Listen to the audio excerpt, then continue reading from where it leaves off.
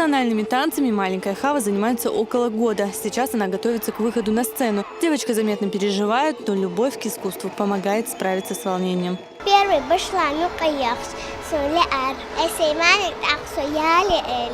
Во все времена национальный танец несет особую миссию. Он помогает сохранить самобытную культуру народа, его традиции и обычаи. Именно поэтому правильному исполнению чеченской лезгинки глава республики уделяет такое большое внимание. Множество танцевальных ансамблей, а особенно детские, прививают любовь к хореографическому искусству уже с малых лет.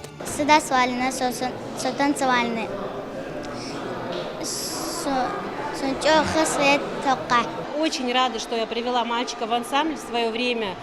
И рада, что мы не бросили это занятие. Развивается культура еще, помимо того, что физически ребенок там танцует.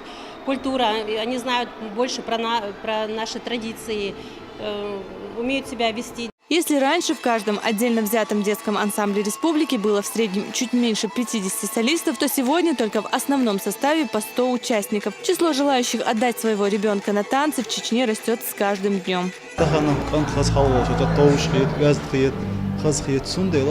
Каждый день по 10, по 15 уже студийно, основную, студийно, 6 студийно, вместимость. Я человек ансамбля и отличается. В